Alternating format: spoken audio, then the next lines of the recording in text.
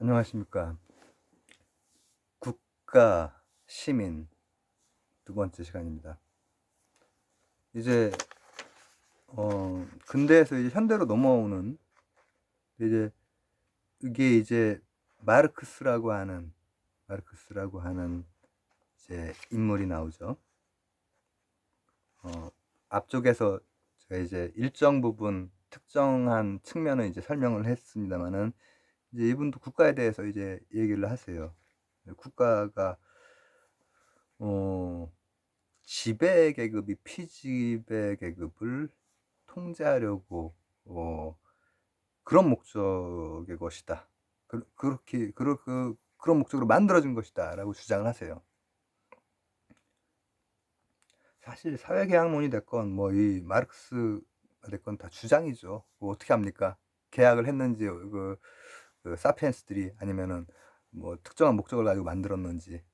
그러나 이제 에, 그 당대 현실을 보고서 틀을 주고 방향을 이제 제시를 하는 거예요. 그 당대 현실에서는 아마 이 산업혁명이 쫙 퍼져나가면서 어 말씀드렸듯이 이제 여성이나 아이들이 아주 값싼 노동력으로 이제 사용이 되면서 도저히 그 끔찍한 그런 걸 많이 봤단 말이죠.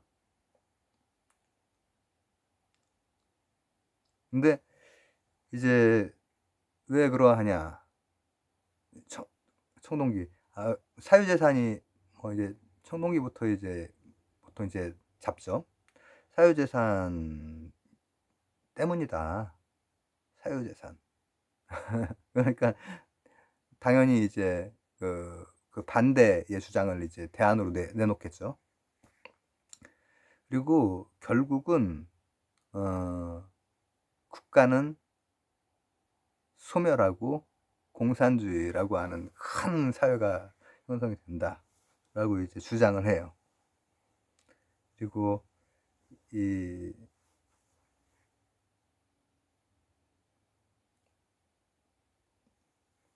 뭐 어쨌든 이분이 봤던 그 문제 인식이나 이런 것들은 어, 타당한 면이 있을 수 있지만 이제 이분이 아, 그걸 설명하는 틀 그리고 이제 제시한 그 방향 이것은 역사적으로 실패했죠. 역사적으로 실패를 했고 음, 왜냐하면은 실제로는 이분의 이론처럼 자본주의의 끝에서 공산주의가 나오거나 그런 적이 없습니다. 소련, 중국, 북한 다 자본주의의 끝에서 나온 게 아니었죠. 그래서 다 뭐 망하고 어떻게든 이 자본주의 세계와 어떻게든 교역을 하려고 되게 노력을 한단 말이죠. 교역을 하고 있기도 하고 지금 뭐 중국 없이 어떻게 세계 경제가 돌아갑니까? 그래서 계급이나 국가 자체가 사라져야 된다라고 하는 이제 그런 흐름이 되죠. 근데 이제 이런 걸 거친 다음에 현대에 이제 또 한번 어떤 게 국가고 어떤 게 시민이고 이런 것에 대해서 생각을 해보는 거예요. 근데 그 중에서 이제 자유주의적 관점이 있고요. 이것도 또 앞뒤로 이렇게 나와 있네. 이게 뭐냐 하면은 시민적 자유와 권리의 근거 편에서 한번 쫙 다루고 그 다음 다시 공동체와 공동선 및 시민적 덕성 이 어떻게 보면 윤리 차원과 사상 차원으로 윤리 사상, 사회 사상 이 차원으로 이제 나눠서 이렇게 얘기를 하고 있는데 자유주의에서는 그 최대한의 자유를 추구를 해요. 근데 그건 사실 어 효율적으로 이제 그렇게 기능할 수 있게 오히려 이제 그 방향으로 가려고 했는데 역리가 생길 수도 있잖아요. 근데 이제 만약에 논리적으로 끝까지 간다면 어떻게 될까? 이렇게 되는 거죠. 자연권이라고 하는 걸 일단 받아들이고, 그렇기 때문에 보편적인 거야. 무조건적인 자유. 그래서 이 벌린이라고 하는 선생님이 말하는 자유는 소극적 자유. 자유의 극에는 소극적 자유가 있어요. 이 소극적 자유는 뭐냐? 적극적 자유의 반대겠죠. 그럼 적극적 자유는 뭐냐? 국가의 개입, 그리고 개인에 대한 규제, 이런 것이 적극적 자유에는 있다는 거예요. 근데 그런 거 다 싫다는 거야. 아예 간섭의 부재가 진정한 의미의 자유다라고 이제 말씀을 하세요. 그리고 이제 그렇기 때문에 동의에 의한 제약만 이제 받아들일 수 있다. 실제로 뭐 현대의 그 자유주의에서 법률에 의한 거 외에는 건드리면 안 되는 거죠, 원래. 그런 면에서는 이제 끄덕일 수 있는 면이 있어요. 근데 이제 뒷페이지 봅시다. 미래자유주의.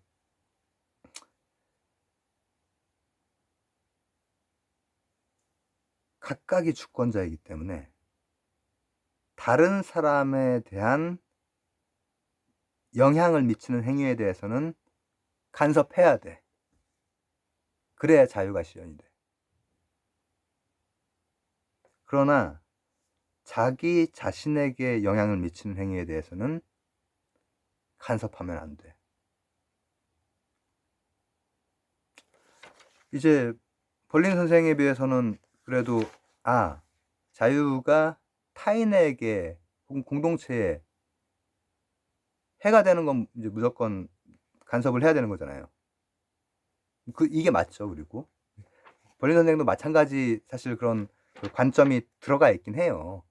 그렇지만 이제 최대한 소극적 자유를 주장을 하시는 거죠. 어디에도 간섭받지 않고 싶은. 근데 그러기 위해선 다른 어느 누구도 다 같은 조건이어야 되기 때문에 밀의 말처럼 다른 사람에게 영향을 주는, 해악을 끼치거나 공동체에 영향을 주는, 이거는 이제 안 되는 거죠. 근데 자기 자신한테 영향을 주는 건 괜찮나? 이제 이런 것들이 이제 나중에 문제가 많이 돼요. 뭐 그렇습니다. 갑자기 막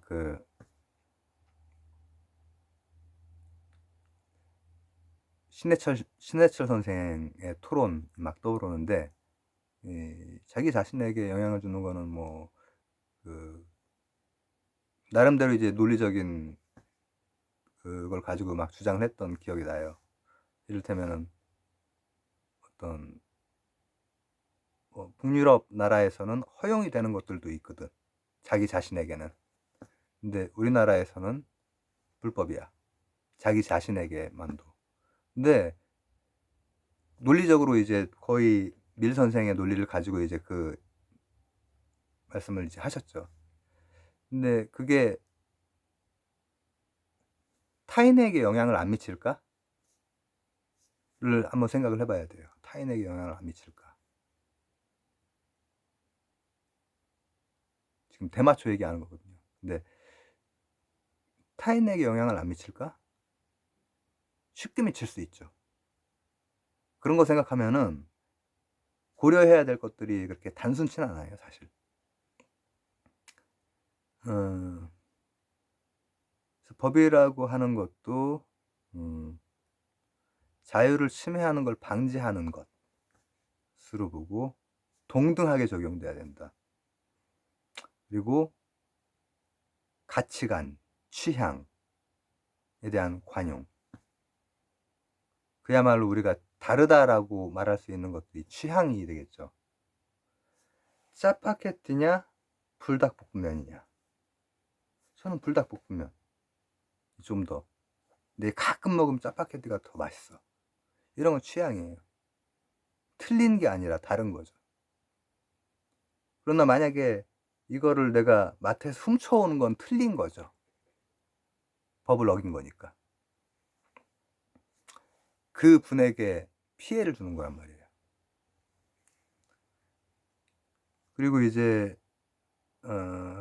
애국에 대해서도 애국이 과도하게 강조되는 게 개인의 권리 침해, 이제 이렇게 돼요. 이게 자유주의 그리고 공화주의 그리고 혹은 뭐 전 세계적으로 진보와 보수 이 문제 하면은 와 굉장히 막 이게 우리나라 상황에선 되게 얽혀 있고 비스러져 있어 가지고 진보와 보수하고가 이게 반대로 이렇게 행동하는 경우가 많아요. 예. 원래 이 자유주의자들은 애국 그런 거에 대해 어쨌든 막 꼬여 있습니다.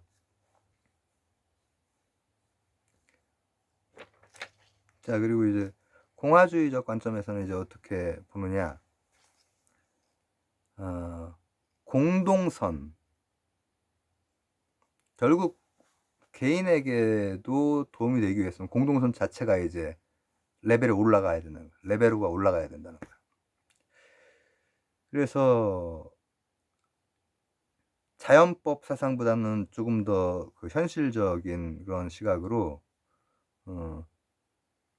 참여 그리고 법과 제도적 노력 이걸 중요시하고 계속해서 이제 시기마다 상황마다 맞게 그리고 적극적 참여. 그러니까 소극적 자유가 아닌 적극적 자유를 중시하는 거죠. 그래서 자유의 실현은 법에 의한 지배로 인해 가능함.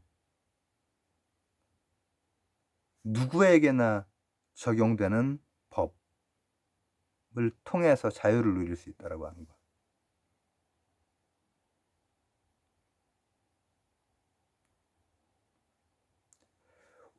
자유주의적 관점이랑 공화주의적 관점이랑 완전히 막 다른 갈래라고 볼 수 없어요. 이거 보면은 자유주의적 관점에서도 개인의 자유를 위해서 법이 필요했던 것처럼 공화주의적 관점, 공공선 이런 걸 위해서도 법이라고 하는 것이 자유를 보장해주는 그런 도구가 되는 거죠. 좀 현실적으로 보는 그 차원에서도. 그래서 소극적 자유만으로는 안 되고 비지배로부터의 자유를 실현할 것. 그러니까 자의적 지배가 없는. 어느 쪽이 더 이렇게 공동체에 부합하는 것인지 이런 것들을 각각들을 살펴보면서 늘 생각을 해야 돼요. 왜냐하면은 자유주의적 관점에서 얘기하고 있는 소극적 자유라고 하는 것도 현대 사회에 굉장히 많은 어떤 시사점을 주거든요. 근데 이제 이것도 깊이 들어가다 보면은 어떤 경우에는 자발적으로 멈춰야 되는 부분까지 실제로는 다 생각을 하신 분이고, 뭐 밀 선생도 마찬가지로 어느 부분에서는 법적으로 규제가 돼야 되는 거 얘기를 하셨고, 그리고 이제 공화주의적 관점에서는 특히나 교육이 굉장히 중요하죠. 교육으로 시민이 길러져야 돼. 시민적 덕성, 덕. 그리고 법치를 통해서 자의적 지배 이런 거를 몰아내고, 또 타락을 방지하고, 시민의 타락. 자유주의적 관점에서 이분들이 다 조심해야 될 것들을 얘기를 했지만은 삐끗 잘못하면은, 잘못 받아들이면은 완전히 타락하는 길로 그냥 추락해버릴 수가 있단 말이죠. 그리고 마찬가지로 관용을 또 중요시해요. 자유주의랑 마찬가지로. 그래서 딱 갈리는 건 아니란 말이에요. 근데 다행히 이제 이런 부분에서는 엄청나게 어렵게 나오진 않죠, 문제가. 왜냐면 각각의 분들이 이제 밀만 해도, 우리가 밀은 읽어보신 분들이 꽤 있으실 텐데, 여기 나와 있는 벌린, 페스tit, 또 비룰리 이런 분들은 우리한테 되게 생소하단 말이에요. 그리고 애국심이라고 하는 걸 강조하고, 공화주의에서는 애국심 강조합니다. 그러니까 어느 쪽이 지금 우리 관점에서 봤을 때 보수고 진보고, 이거를 참 딱 떨어지게 설명할 수가 없어요. 실제로 뭐 어쨌든 그렇습니다. 너무 들어가지 맙시다. 그래서 애국심이 되게 중요해요, 공화주의에서는. 여기가 더 보수적인 것 같은데, 어떻게 보면은. 그렇죠?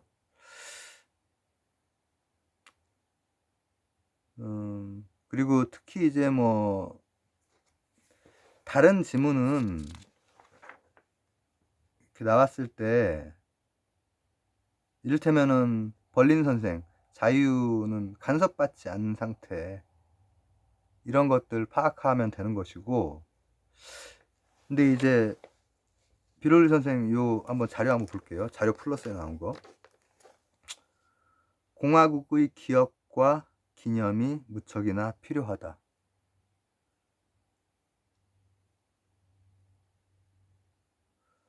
공화국의 서사가 필요한 거예요. 단군 왕검 같은. 그때는 공화국은 아니지만은 묶어주는. 그리고 이를테면 현대에 이제 이 공화국을 위해서 싸웠던, 일제와 싸우고 독재와 싸우고 했던 그에 대한 기념과 기억이 필요하다. 무척이나 필요하다. 기억은 시민적 덕성을 키우는 강력한 수단이다. 교육을 강조할 수밖에 없겠죠. 우리는 독재에 대해 항거한 역사나 자유를 향해 투쟁한 역사를 기념함으로써 일본, 독재, 이런 거. 우리나라뿐은 아니지만 하여튼 우리가 모두 함께 고통받았던 역사의 한 페이지를 회고함으로써 이러한 이야기를 듣는 모든 이들에게 자신에게도 그러한 업적을 만들어야 한다는 도덕적 의무감을 가슴 깊이 일깨울 수 있다. 그 공화국의 서사가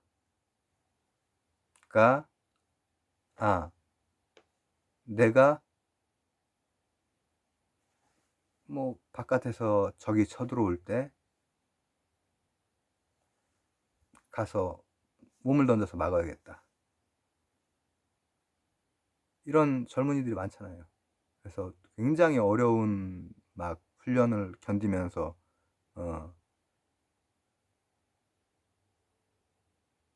이렇게 하는. 근데 그게 이제 자유주의 관점이 아닌 공화주의 관점에서 사실 강조하는 부분입니다. 강조를 하는 부분. 그래서 오늘은 이렇게 두 번째 시간으로 국가와 시민에 대해서 이제 마무리를 하고, 이제 챕터로는 두 챕터가 남았네요. 민주주의와 자본주의라고 하는 게 나왔고, 아주 근데 고대부터 이제 쫙 한번 훑어가기 때문에 뭐 한 강에 할 수 있을지 뭐 두 강을 할지 모르겠습니다. 그리고 이제 마지막으로는 평화사상과 세계시민윤리. 역시 이제 마지막은 그래도 이렇게 해야 되죠.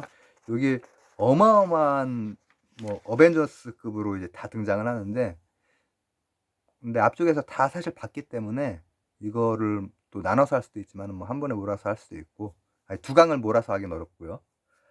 이제 거의 막바지로 제 의무감으로 시작된 강의가 막바지를 향해 가는데,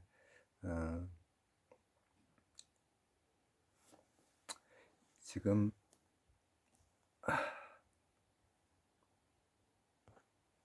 사실 수능 특강 새로운 교재가 나오지도 않은 시기입니다. 이제 해가 바뀌어야 나오는데, 해가 바뀌어서 나오는 교재도 내용상으로 사실 같은 인물들이 대부분 등장하고 같은 얘기들이 나옵니다. 그렇기 때문에 제가 이걸 올릴 때쯤에 이미 해가 바뀌고 그랬을 수도 있거든요. 그럴 때에도 작은 도움이 되기를 바라면서 이제 우리 그 윤사 강의는 막바지를 향해 가고 있습니다. 다음 시간에 뵙도록 하겠습니다. 감사합니다.